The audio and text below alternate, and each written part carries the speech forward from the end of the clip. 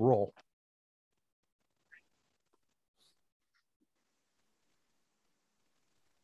Commissioner Koch. Here. Commissioner Sill. Here. Commissioner Chung. Here. Vice Chair Wilson. Here. Chair Ross. Here. Well, welcome everybody to the Portola Valley Architectural and Site Control Commission meeting of Monday, August 9th. How about that? It's getting tougher to keep track of the days as this goes on. Anyway, we have a fairly modest agenda today, so I expect we'll probably be done by 5:30 at the latest. But let's start out with opening the public hearing, and I'll invite oral communications from any member of the public who would like to speak to us today on a subject that's not on our agenda. Laura, do you see any hands up? I do not see any hands up. All right, we'll give it a few seconds. I sort of sprung that on everybody.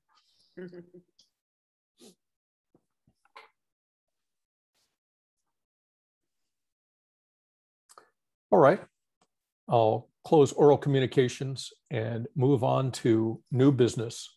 Our first and only item today is an architectural and site development review of a new single-family residence at 531 Wayside Road. This is the McGill and Schultz residence. This is a recommendation to the Planning Commission, who has final authority on this item today. And I understand that's because there is a lot merger that is proposed as part of the development plan. So let's see. Is it Dylan that has the presentation today? Yes, it is. I'll go ahead and share my screen. Great, thank you, Dylan.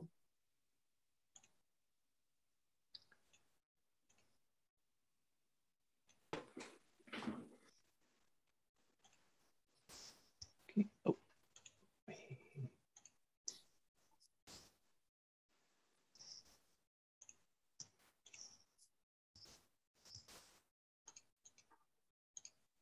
There we go. Can everyone see my screen? Yes. No problem. Yes.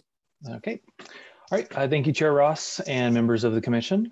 So this item is an architectural and site development review of a new residence on a vacant lot located at 531 Wayside. So staff is requesting that the ASCC make a recommendation on the architectural and site development permits to the Planning Commission, given that the project's additional components, which are a lot merger and a deed restriction removal. The project's lot merger and deed restriction removals do require review and approval by the Planning Commission and Town Council respectively. Therefore, the Planning Commission is the decision-making body for the architectural review and site development permits. And just as a note, the Town Council will be reviewing the deed restriction removal at their August the 11th, which is this Wednesday, 2021 meeting. So staff will start with the site background. So the site is a 6.24, roughly over 6 acre gross vacant site, which will be the result of the 3-lot merger that's being considered by Planning Commission in a future action. And the site's situated on the southerly side of Wayside Road and westerly of Short Street. And just to clarify, Short Street is a street that currently only exists on town parcel maps or a paper street, but it is currently not paved or otherwise improved at this time. Part of the scope of this project is to include improvements to Short Street to meet both town and fire site access requirements. And so staff is going to go through a little bit more detail on the site than we typically do. Just given some of the slope and geotechnical concerns. So the site's significant slope and the geotechnical constraints do present challenges in development. The town's ground movement potential map designates the rear portion of the site, which is in the orange area on the map to your right-hand side, as PD, and PS, which is the yellow area on the right-hand side, which are classified under areas with significant potential for downslope movement on this map. And so the PS area, which is the yellow, are potentially permissible areas for development, provided that the geologic data and/or the engineering solutions are favorable. The PD area, which is the orange, are generally not developable. The front portion of the site is designated as SLS, so that's that brown area. And this designation is classified under the areas with relatively stable ground. And so just some historical background, the applicant did receive approval to construct a new home on the largest parcel in 2017. However, staff's understanding is that the project did not move forward due to construction due to development cost concerns. So in this new proposal being considered tonight, the applicant is requesting to merge all of the 3 parcels. And just to give you some context, let's see if this works. There we go. In order to site their home on the middle lot, which is the green hashed area. So this middle lot is flatter. It's the flattest area of the 3 of the larger lot. And siting of the house here would result in less grading and soil removal. And so just to talk about the deed restriction, because this parcel is restricted, it's a no build restriction, which is based on the geological constraints of the property. In exchange for the town's removal of the deed restriction, the parcel owner is proposing to grant the town an approximately 23-foot wide conservation easement over an approximately 10,436 square foot area of the merged parcel's rear portion, which is roughly running parallel with this property line. As a private conservation easement, the applicant would be responsible for maintaining this property. And so the deed restriction removal is paramount so that the project site, this parcel that's hashed out when it gets merged, can be developable. All right, so now turning to the site, the project proposes minimal impervious surfaces, a new 12,970 square foot driveway, which is the area in yellow, will be designed in accordance with fire and town standards. The front entry, which is the area in orange, side walkways and rear patio areas, which are the entry is in the orange and then the side and rear patios are both in the blue, comprise the remainder 734 square feet of proposed impervious surfaces. The structure also complies with required setbacks and height requirements of this zone. The proposed residence does also comply with 2 required cover spaces within the attached garage. However, the additional 2 guest parking spaces currently proposed in the driveway in front of the garage do not meet town standards. And so staff just wanted to point to the recommended condition number 6, that the guest parking be located at the end of the driveway, which is visually depicted here as the 2 green triangles. I couldn't draw a car, I apologize, or an alternate location that the project team determines is practicable and shall be designed in compliance with town design standards and to the satisfaction of the planning director. And so now turning to the floor plan. So the proposed residence is 2 stories with an attached 2-car garage. In total, the house is 3,065 square feet, well below the allowable square footage for the residence of 5,741 square feet and the overall site allowable square footage of 6,755. And so turning to the grading plan, so on-site grading is minimal due to siting the proposed residence on the middle lot where the site's topography is the flattest. There is no building pad fill. There is 75 cubic yards of site work cut and 100 cubic yards of site work fill and 110 cubic yards of building pad cut. So this results based on what is required to be reviewed by ASCC it does result in 80 cubic yards of soil being moved off-site. And that is the cut minus the fill, the 185 minus the 105 in the table on the bottom. And so just turning to the sections and elevations, what I did is I tried to match up the section and the elevation for each facade, just for ease of reference. So these are the proposed residences' front facade elevations and sections. And then these are the left and right side facades.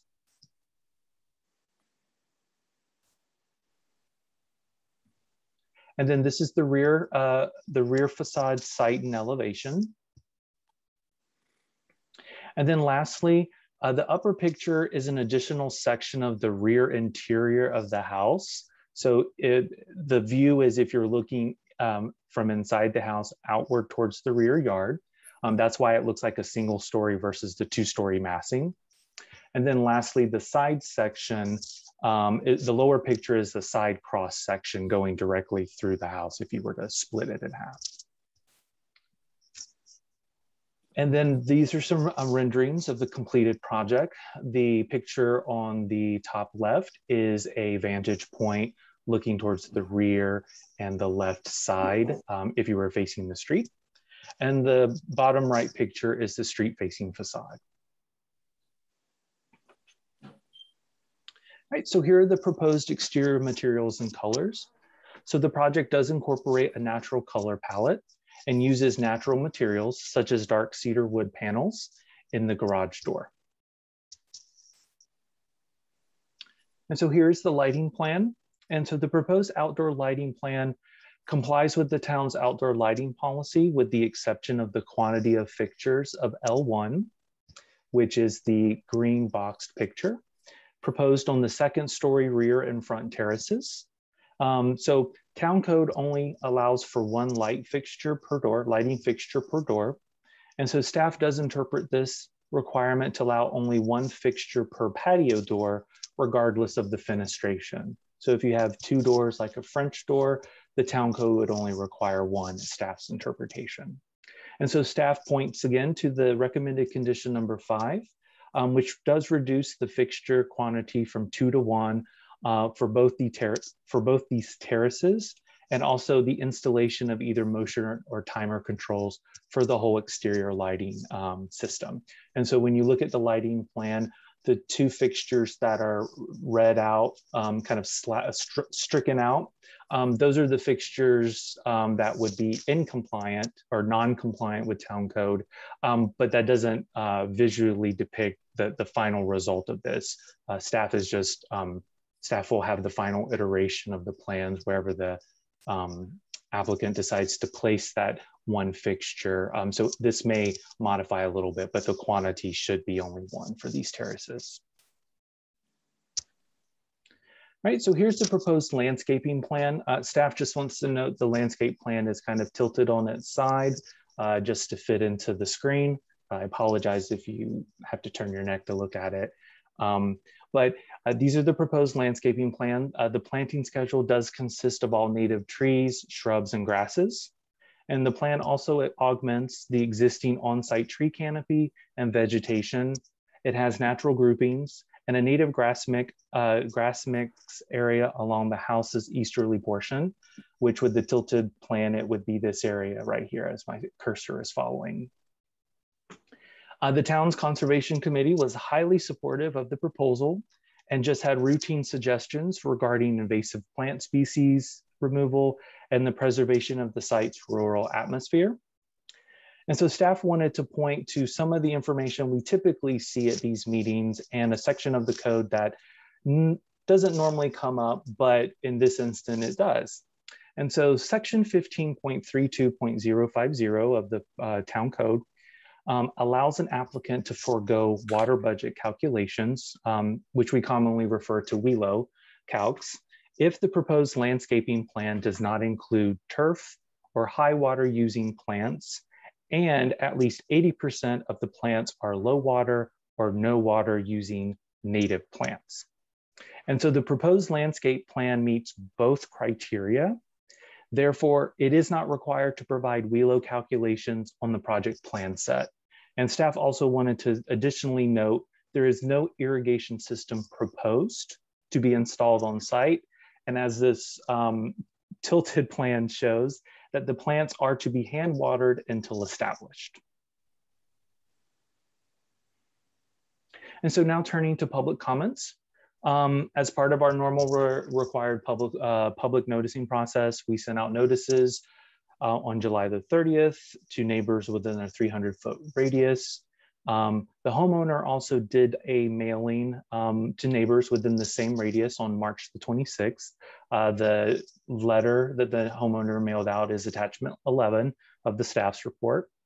No public comments were received prior to the packet's distribution, and no other comments were received as of tonight's meeting.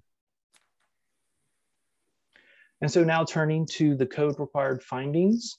So this slide lists all the code required findings that ASCC must make in order to recommend approval of the architectural and site development permits of the project to the Planning Commission. And staff generally concludes that the above findings could be made, or the findings could be made. However, if the ASCC determines that it cannot make any of the findings, it is permitted to impose additional conditions so that such findings may be met. And now turning to the design guidelines. So the design guidelines are used by the ASCC in review of all applications pursuant to town code. Town code also notes that these guidelines are consistent with town code required findings, as we mentioned before, but are in greater detail. And so the guidelines do include review criteria for three main aspects of a project: site design, architectural design, and landscape design. And under these main aspects, the guidelines provide additional principles for certain aspects of the project.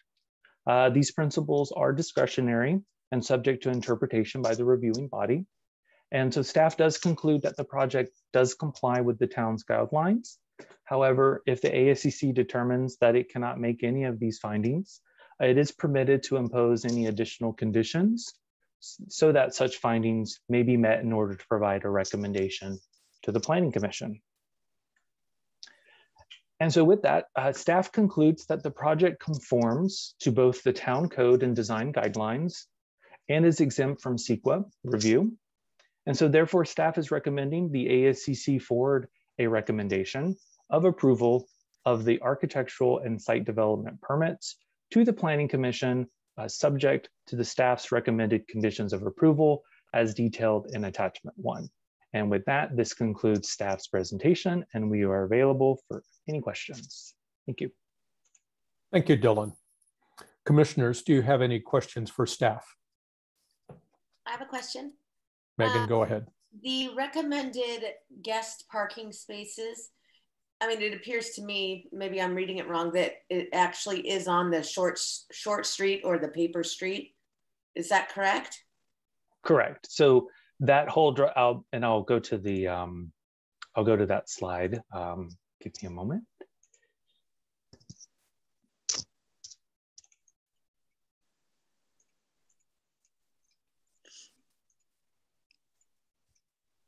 Right, so the short street, all of this is new paving. And so the applicant is proposing to do more than what's generally intended for like a fire truck turnaround. So this little panhandle to the side is generally not a requirement. It usually kind of cuts off here. And so what staff is recommending is that since they're already paving this area, that they go ahead and just make this the guest parking.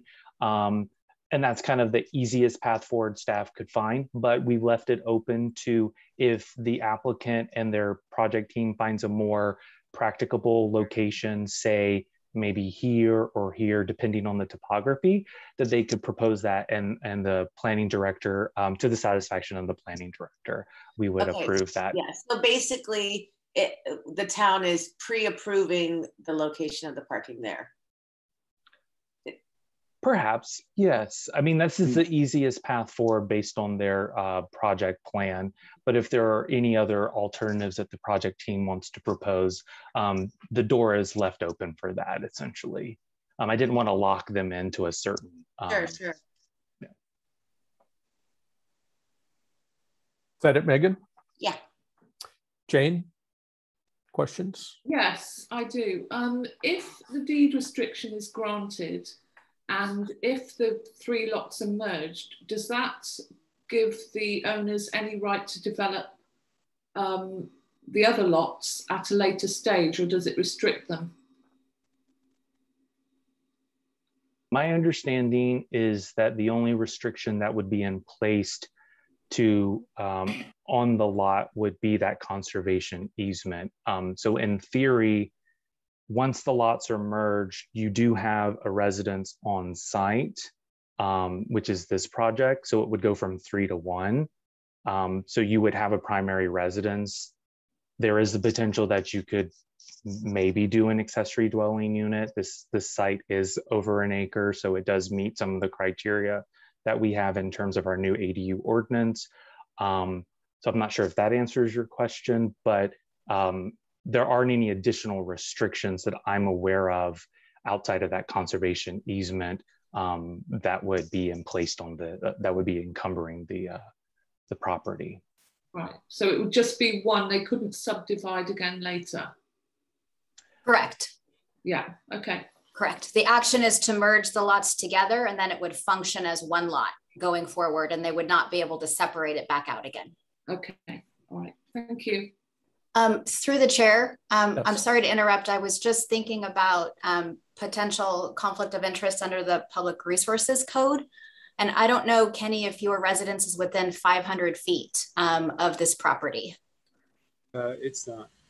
Okay, and then there's alternate criteria in the Public Resources Code if you're greater than 500. I just wanted to make sure you had a chance to review that and that there's not a conflict of interest. I can take another look at it. Okay, I just want to make sure because this doesn't come up that often, right? So we didn't have a chance to talk about it in advance. So I just wanted to make sure we were all good. So if you've taken a look at it, that's great, Kenny. Thank you. Kenny, while your mic is on, do you have any questions? No, I don't have any questions for Dylan. Great. Al. No questions. All right. I have a couple of questions. Is the short street paving included in the impervious surface calculation?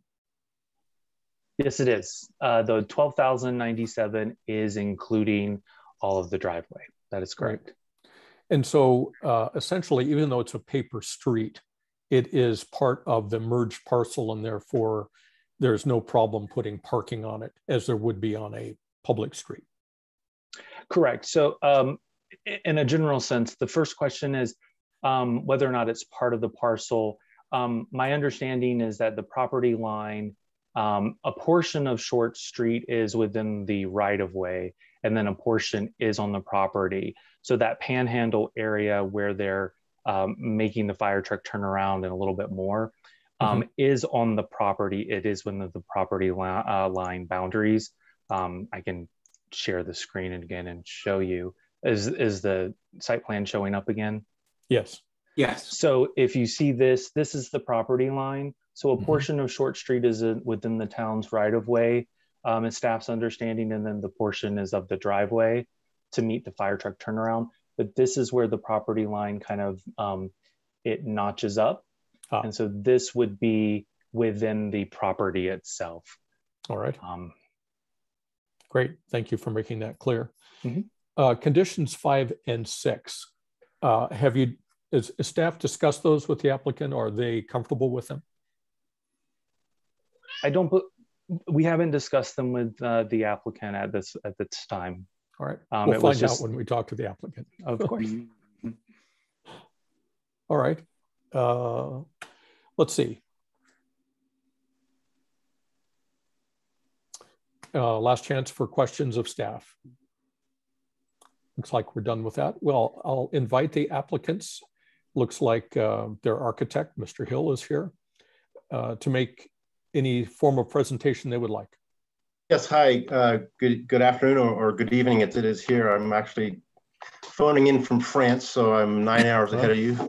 Wow. If I look a little drowsy, but yeah, thank you, commissioners, and Dylan, for your very thorough report.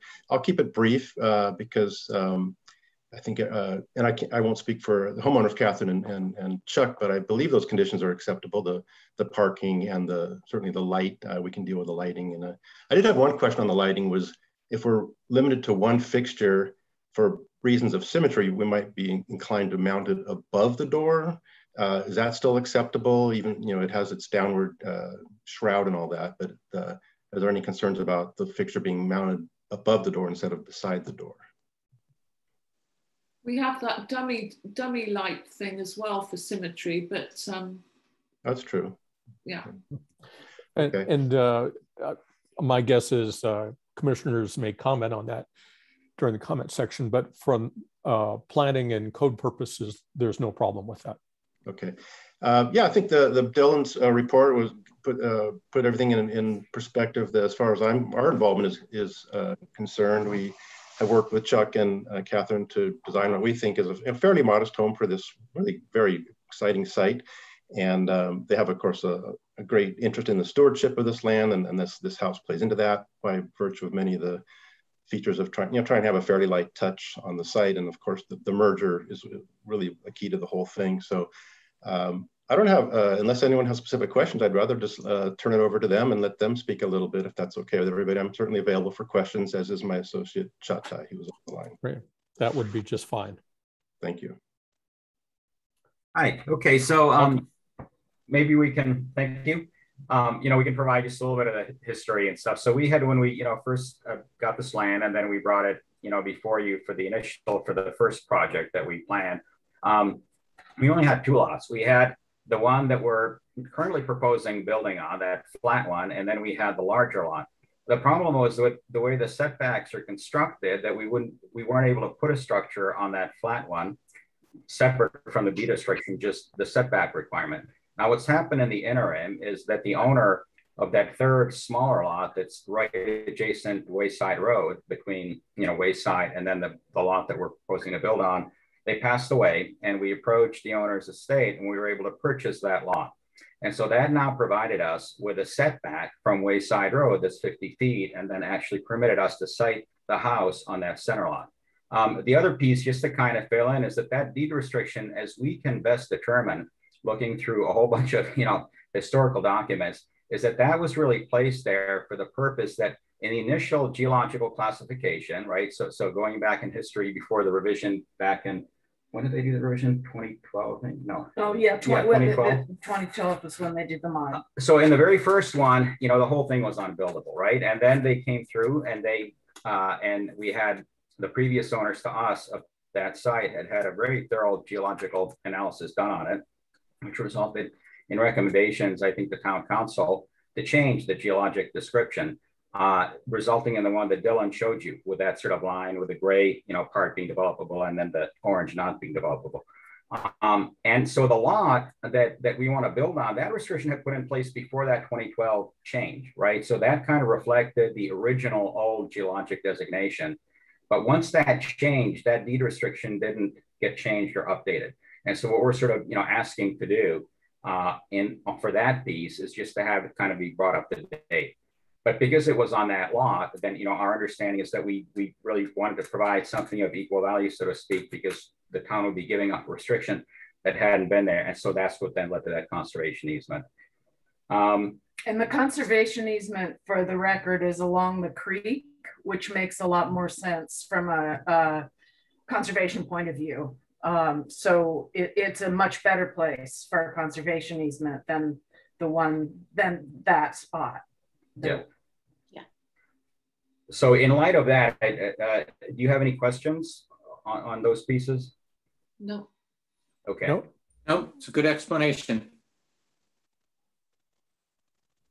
And the proposed changes with the lighting and the parking, Yeah, so the lighting should be no problem. The parking, we may want to work a little bit with it, because so Dylan is absolutely right. Short Street kind of dead ends into our property, right? So you can, as he had it on his map, that's on our land, and you could certainly kind of have an extension and park a couple of cars there.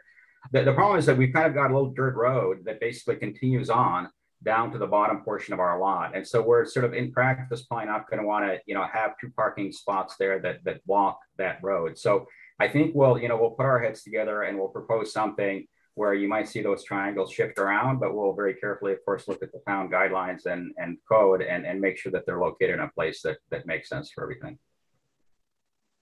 And of course, even if those are designated as parking spots, you would not be required to put cars there. Okay, so that's it, yeah. Fair enough. So just so that's clear. Understood. Okay. All right. All right. Is that it? Great. I'll open up questions from commissioners. Kenny, why don't you begin if you have questions? Questions as distinct from comments? Yes, just questions at this point. We'll come to comments after the public communication.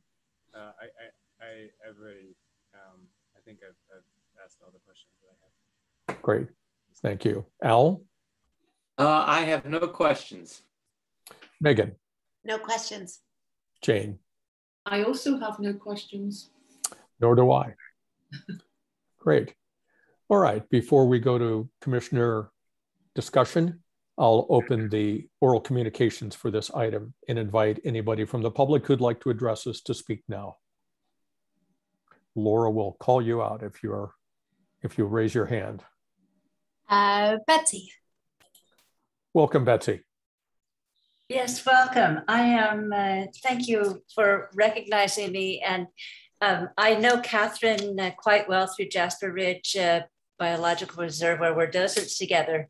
It's hard to imagine someone that I find more embodies the values of Portola Valley than Catherine and I impute her wonderful husband. And it's just something to keep in mind as you're having this discussion. A question that came to my mind, and I did not avail myself of doing my homework over this summer weekend, but as I have just heard you discussing the lighting fixtures, it occurred to me right away that sometimes symmetry is a curse and sometimes it's a blessing. In this case, were the owners to want to consider, and the owners and architect to want to consider symmetric light fixtures, apart from the dummy fixture, which of course would not afford lighting symmetry. Is it possible, having sat here with you through some other meetings and seen smaller property light up the landscape fairly well, is it possible, out of consideration to the conservation values that this project embodies, that you can reconsider and that there's some leeway for one relatively minor extra lighting fixture, though it might not itself be compliant? That's a question that I had just in general, but I did not check this out with Catherine beforehand. So if I've embarrassed you, forgive me. Well, I will say that since the advent of particularly low impact LED lighting, we have occasionally become more flexible as long as the total lumens are still at a low threshold. So if we heard, speaking for myself anyway, if we heard from the applicant that they had a very strong desire to have nighttime lighting symmetry framing the doors, I would consider that. Generally we're, especially in wide open or otherwise very dark spaces, hoping to encourage people to have as low lighting level as necessary for functional use, and not to really think too much about light fixtures used as ornamentation. But again, if we heard something from the architect or the owners that they really wanted that, I'm sure we'd discuss it. Sounds very sensible. Thank you. Or are there any other members of the public? I'm not seeing any other hands up. All right, I'll close oral communications and come back to my colleagues for a discussion of this item. And since this is an approval or not, an action being forwarded to the Planning Commission, please in your comments also mention whether you can support the required findings. And who would like to start? I can start. Al? Yeah. Kick it off. Okay. It's good to see you back. Your previous proposal I was thrilled with, and I thought it was great.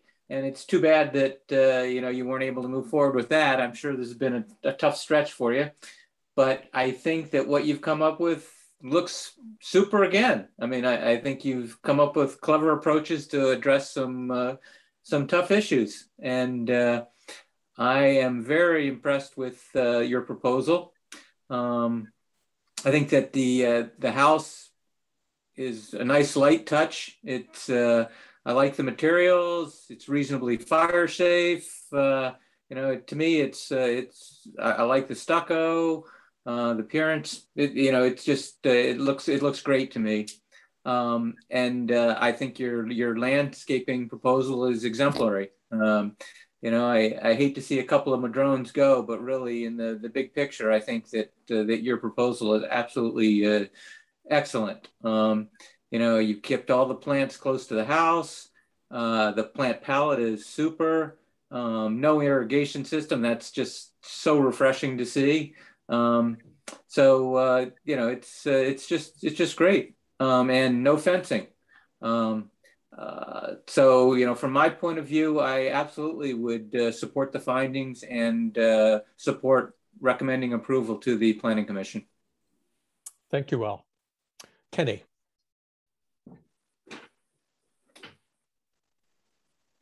Al, on all of the points that he mentioned, it makes perfect sense from the standpoint of somebody who walks the road fairly often, to be siting the house in a flat area and near the road. I think it will fit in fairly well with the community. Can folks still hear me? Yeah. Yes. There's a little bit of background noise, but okay. So all of my video has stopped, so hopefully. Oh, we can hear you. I do think we would be somewhat remiss not to mention, as we have been with all the recent proposals, that wooden exterior materials are going to be not permitted fairly soon. Overall, it's great that most of the exterior materials that we see on this project are fire safe. I think even the cedar door will probably be something that nobody's allowed to do anymore. It's not, of course, a current restriction, so it's not a reason not to recommend approval for this project, but that awareness, we suppose, is something people will find valuable in terms of where they'll fall with regard to current restrictions a few years down the road. I'm fine if the applicants would prefer to reduce the light intensity of the fixtures in order to have symmetric fixtures, as was suggested before, or otherwise follow the recommendations given by the town. So overall, I'm supportive of recommending approval. Thank you, Kenny. Megan. So I'm sorry, through the chair. Yes. So I know we're having a discussion related to 2 fixtures versus 1, and I just wanted to point the commission's attention to, there is a code provision that says that the language is clear that exterior doors shall have 1 fixture each, and the only provision for 1 or 2 fixtures in terms of the total lumen count are for garage doors. So the garage doors may have 1 or 2 fixtures. One of them could be a dummy fixture. And so they could split it. But in terms of exterior doors, the code doesn't provide that provision. I just wanted to point that out as we're discussing the lighting. Thank you for clarifying that, Dylan. Appreciate it. Megan. I absolutely understand the reason to merge these lots. I think it's great. I'm glad that you nabbed a little more land and you really get to enjoy it all. And that's fantastic. And the removal of the deed restriction, I would support that as well. I can support all the findings, love your materials, the size of the home, the placement on the site, the landscape, natural landscape. I think it's all great. So I'm a go. Great, thank you. Vice Chair Wilson. Jane, do you have comments? Right, I'm with my other commissioners. There's so much to love about this project. The standing seam metal roof, the lack of skylights, the fact you're not max on floor area or the impervious surface. I agree about removing the oaks that are fair or poor. Sad about the madrones, but I think you've worked really hard to do as much as you can to conserve the land that you have. And you've done all native plants, the fact you're going to be hand watering, commend you for all of that, no fences. The only thing is the lighting, and I think you'd probably prefer, well, sorry, I shouldn't say that. For symmetry, one light in the middle would be good, and the dummy light to me is a waste of time, but you also are the types that would be considering the amount of insects you're going to have flocking to the light and being killed. So for you, the one light would probably be the best. And then I think Dylan mentioned a light switch or a circuit that switches all the outside lights off. I can support all the findings. I think it's a really good project and I look forward to seeing it completed. So well done. Thank you. Thank you, Jane. I can also make all of the findings easily. This is one of those rare occasions when we see a project that, for me, checks all the boxes of the design guidelines. It's the architecture itself is straightforward. It's compatible with the general neighborhood there. You found a great solution to the siting problem, and how fortunate that that lot became available and you were able to acquire it. It really makes this project work. We didn't talk about too much. Kenny raised the issue of the fireproof materials. That's coming in a fairly aggressive manner. Code changes will probably be in effect by, at the latest, early next year, that will eliminate the use of flammable materials at the exterior of a house. We didn't speak about the second floor deck, but it would be something to consider as you're working up the building plans of the type of material being used. And there are wood decks are currently allowed by the code, so that's not a restriction. But just thinking ahead to the problems of insurance, we hear lots of reports of people who are unable to get insurance renewals or face really steep premiums, particularly when they live in very wooded and somewhat inaccessible areas. So just a consideration to be able to demonstrate to an insurance company you've done everything you can for fire hardening. The stucco exterior helps a lot, and the metal roof helps a lot. I think it's a wonderful project. Like Al, I was really pleased to see the complete lack of an irrigation system, and I was actually surprised that that wasn't one of the options for being able to waive the WELO requirement. If there is no irrigation system, it seems like that should be an automatic pass on WELO, right, instead of an afterthought.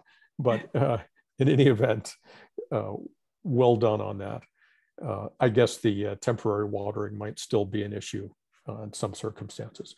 Anyway, it looks like we're all in accord on this, and I would look forward to a motion from a commissioner that captures all of this. Somebody prepared to do that? Yeah. Jane, go ahead. I'll make a motion to approve the 531 Wayside property with consideration for the town's recommendation for the lights and further consideration for discussion between the town and the McGills about where the parking is going to be. All right, and that would be for a recommendation to the Planning Commission for approval of the architectural elements. Yes, great. Very good. Thank you, Kenny. All in favor? Aye. Aye. Any opposed? None, and none abstaining. So that passes 5-0. Congratulations on a great project. We're really looking forward to seeing this one. Thank you very much for your generous comments. We appreciate it. You're welcome, Lauren. Okay. Yes, thank you. Thank you. Okay. Going back to the agenda here, I think that's all of our regular business. We have commission reports, if there are any. This is item 2 on the agenda. Have any commissioners taken actions during the last couple of weeks? No. Doesn't look like it. Laura, are you aware of any that I did that I'm forgetting about? I'm not. Good. All right. I'll open oral communications on that item if there's anybody from the public that would like to address us about commissioner reports.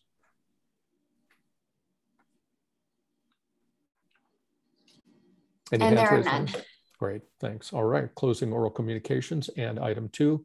I'll open item 3, staff report. What do you have for us today, Laura? I have for you an introduction of Adrienne Smith. We are very happy that she has joined the town as our senior planner. She's been here for a couple of weeks now. She comes to us most recently from Milpitas, but worked for the town quite a few years back as she was changing careers from something else into planning. So we're very happy to have her here. You probably will be seeing her at ASCC, probably not too much immediately. She's going to start by doing a lot of work on the housing element update and staffing the ad hoc housing element committee, as well as doing work on the safety element update, which we are bringing some items forward to council on Wednesday on that topic. So she's going to focus a lot on those things at first. And then once some of that is settled, then she'll be bringing a single family home or 2 through the process so that she can get familiar with how this process works and work with the ASCC a little bit. And then she'll also have some roles and responsibilities around staffing this commission and kind of the behind the scenes administration of ASCC. So don't be surprised if you receive communications from Adrienne related to ASCC.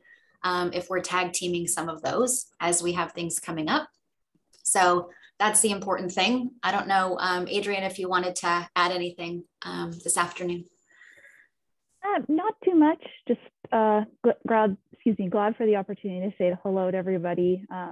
As Laura mentioned, I was last here in 2016. I actually started off here as an intern, believe it or not. So I got my first 6 months were right here in the town, and I had such a lovely experience that, you know, I went off and kept my career chugging forward. And then when this role came up, I thought, what a wonderful opportunity to kind of a homecoming of sorts. So it's really wonderful to be back and see so many familiar faces. So thank you. Oh, welcome. We're really glad to have you back, and glad that you're excited about it. We think it's the greatest place in the world to be a planner, but I can imagine there are some planners who would get bored. No high rises. No urban development issues. That's right. But, you know, for such a small town, there's an incredible amount going on. I've always thought that. So, you know, plenty to keep me busy and learn from. So it's great. Great. Well, welcome aboard. Thank you.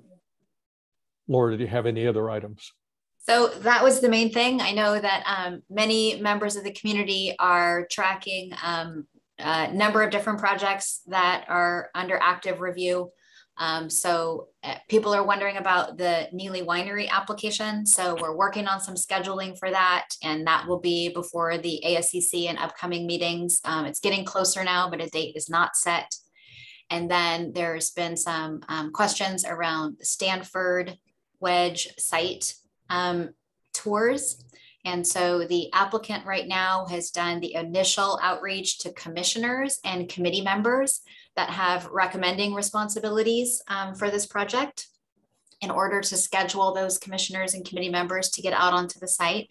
And then there will be some public spaces available for the public to visit the site as well, but the commissioners are doing their sign up first. So if you could follow that link that you received, it came originally from Sharon. There was a little bit of confusion around scheduling, but that's going to get sorted out. So kind of keep your eyes open for that.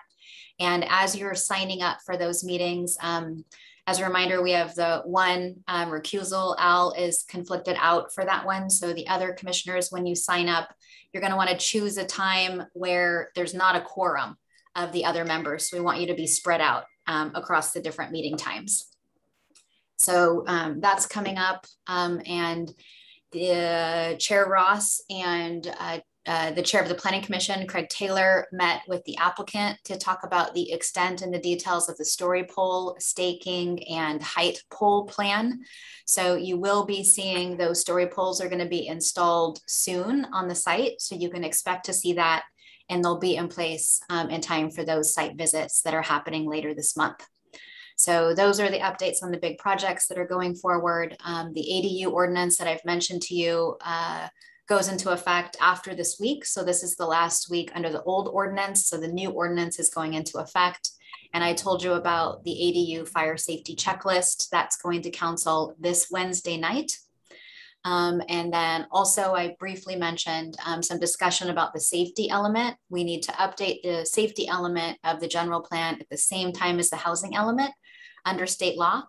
And so there's a contract for that and some discussion on the council this Wednesday night as well. So if you're interested in that, or your friends and neighbors are, that's a good resource to point them to.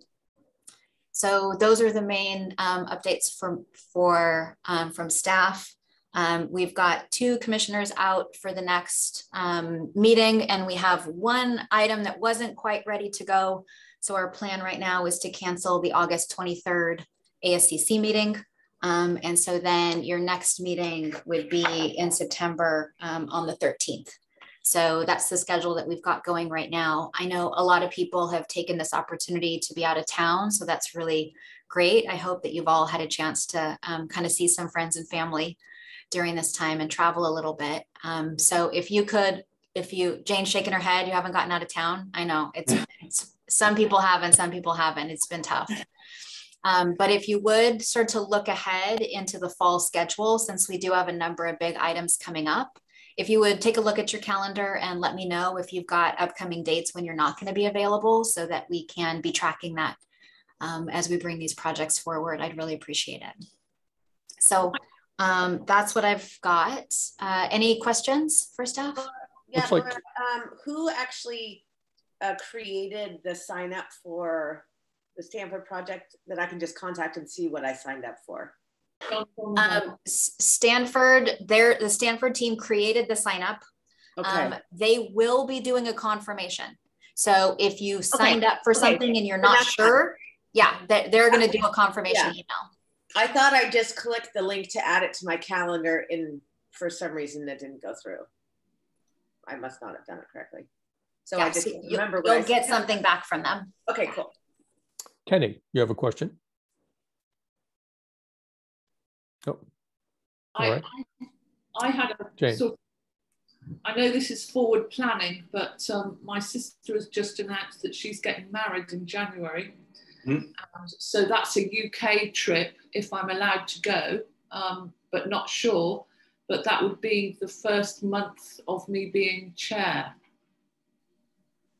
So, and in fact, traditionally that would be the meeting where we would actually hold the election and install you, or whoever wins that election, as the new chair. But I'll bet that we can talk the current chair into holding over for one meeting. Yeah, I think we can wait, Jane. Let me just double check the rules, and maybe what we should do this time is just wait and do that a little bit later in the year. Yeah, she hasn't even confirmed a date yet, so it's up in the air. Up in the air. Yeah, I think we can work around that. Thank you for letting us know. Okay, thank you. Great. Well, thank you, Laura. That was very comprehensive. There's a lot going on, as Adrienne said. Yeah, and we do have a hand raised if you'd like to take public comment. Yes, I'll open oral communications. Okay, here's Betsy again. Hello, Betsy. Yes, hello again, and thank you. Laura, I was attentive to your mention that scheduling was getting closer on the Neely, but that no date had been set. And I was trying to interpret that in a somewhat meaningful way. So I just wanted to ask you, as it looks today, can you give us a heads up about September 13th, since that will be the next meeting? It's possible that it would be September 13th. Like, is that a 10 or a 70% possibility? I mean, I know that it's a big project. I know it's a big project, and it looks bigger maybe to me than to you. It's a complex project. And I'd really appreciate a sense of what possibility means. I just can't put a number on it. We're working through some details and scheduling. I think it is possible that it would be on that agenda. So if it's very important to you, Betsy, then you might want to hold that time. Oh, I like coming to these meetings now. Yeah, as a reminder too, the ASCC review of that project, the physical changes to the site and the elements that are within the purview of the ASCC are relatively small. And so it is the Planning Commission discussion that is expected to be more weighty on that project. All right. That's right. Thank you. Are there any other public members that would like to address us on the staff reports item? There are no other members of the public present anymore. Oh, okay. Well, that makes it easy. All right. Closing item 3, I'll open item 4, which is the approval of the last meeting's minutes. Does anyone have comments or corrections? No corrections.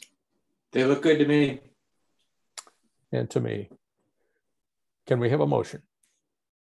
I'll make a motion to approve the minutes of the last meeting, July the 26th, 2021. I'll second it. Okay, we have several seconds. That's well covered. All those in favor? Aye. Aye. Any opposed? There are none. And no abstentions. Everybody was present for that meeting. So that passes.